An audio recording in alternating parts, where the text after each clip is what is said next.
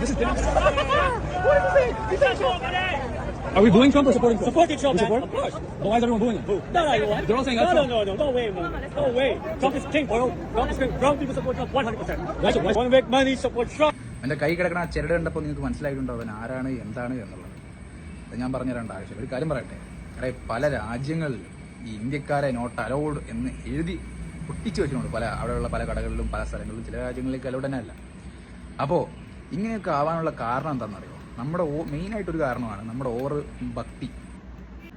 നമസ്കാരം, ഇദ്ദേഹത്തിന്റെ പേര് സലിം കൊടുവള്ളി എന്നാണ്. എന്തുവല്ല ഒരു വള്ളിയാണ്. ഈ വീഡിയോ കണ്ടിട്ട് നിങ്ങൾക്ക് എന്തെങ്കിലും ബുദ്ധിമുട്ട് തോന്നുന്നുണ്ടോ? പക്ഷെ അവന് തോന്നി. അതായത് നമ്മുടെ പ്രധാനമന്ത്രി മറ്റു വിദേശ രാജ്യത്ത് ചെന്നപ്പോൾ ആ രാജ്യത്ത് താമസിച്ച ഇന്ത്യക്കാർ ഒരു 10 സെക്കൻഡിന് താഴെ ഒന്ന് സന്തോഷം പ്രകടിപ്പിച്ചതാണ് അണ്ണൻ അങ്ങ് കുരുവുപൊട്ടിയത്. അണ്ണൻ അതിന്റെ പേരിൽ കയറി പിടിച്ച് കയ്യിലെ ചരടായി, കാവ്യമുണ്ടായി, പിന്നെ ഹിന്ദുവായി, ഹിന്ദുത്വയായി. എന്റെ പൊന്നു സുഡാപ്പി, അതൊക്കെ സന്തോഷിക്കേണ്ട കാര്യങ്ങൾ സന്തോഷിക്കേണ്ടടാ. നീ കേരളത്തിന്റെ മുഖ്യമന്ത്രി പിണറായി വിജയൻ ഖത്തറിൽ വന്നപ്പോൾ കണ്ടിട്ടുണ്ടോ? ഇതിനേക്കാളൊക്കെ എന്തൊരു ആഘോഷങ്ങളായിരുന്നു. നീ പൊട്ടക്കിണറ്റിലെ തവളയാണെന്ന് പറഞ്ഞിട്ട് നിന്നെപ്പോലാണ് എല്ലാവരും പ്രവർത്തിക്കണമെന്ന് ചിന്തിക്കരുത്.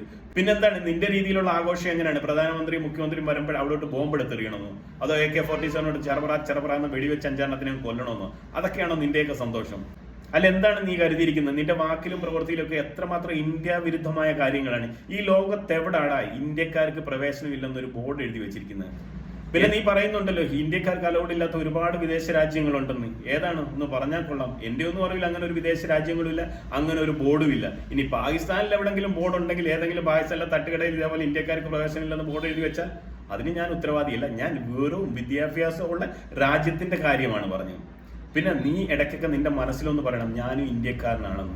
എടാ, അങ്ങനെ ഒരു തോന്നലുണ്ട് നീ ഇങ്ങനെ പറയും, ഇല്ലായ്മ ഇങ്ങനെ പ്രചരിക്കും. ഇന്ത്യക്കാർക്ക് നിരോധനം ഏർപ്പെടുത്തിയ പല രാജ്യങ്ങളുണ്ട്, ബോർഡ് അങ്ങനെ എഴുതി വെച്ചിട്ടുണ്ട്. എത്രമാത്രം വിഷമാണ് നിന്റെയൊക്കെ മനസ്സിലാകും. അല്ലെങ്കിൽ ഏതെങ്കിലും ബോധമുള്ളവന്മാർ ചെയ്യും. അതായത് സ്വന്തം രാജ്യത്തിന്റെ എല്ലാ ആനുകൂല്യങ്ങളും കൈപ്പറ്റി ഇവിടെ സുരക്ഷിതമായി ജീവിച്ചുകൊണ്ട് ഈ രാജ്യത്തെ കുറ്റം പറയുക.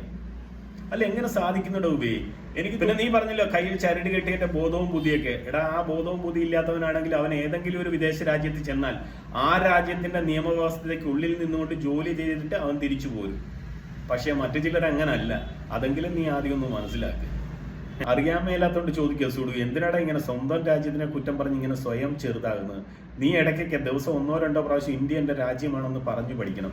അങ്ങനെ പറഞ്ഞു പഠിക്കുമ്പോൾ നിന്റെ മനസ്സിലുള്ള ചില തെറ്റായ ചിന്തകളൊക്കെ ഉണ്ട്, അതൊക്കെ മാറിയിട്ട് സദ്ബുദ്ധി ഉദിക്കും. അപ്പൊ മനുഷ്യന്റെ ഇടയിൽ ഇങ്ങനെ ഭിന്നിപ്പുണ്ടാകുന്ന കാര്യങ്ങളൊക്കെ ചെയ്യാതിരിക്കാൻ നിനക്ക് തോന്നും. അതുകൊണ്ട് അങ്ങനെയുള്ള ചില കാര്യങ്ങളൊക്കെ ചെയ്തു പഠിക്കുക. കൂടുതലൊന്നും പറയാനല്ല, ഒരു പക്ഷേ നിന്റെ വിദ്യാഭ്യാസത്തിന്റെ ഗുണമായിരിക്കും നീ കാണിക്കുന്നതെന്ന് കരുതുന്നു. തൽക്കാലം നിർത്തുന്നു. നന്ദി, നമസ്കാരം.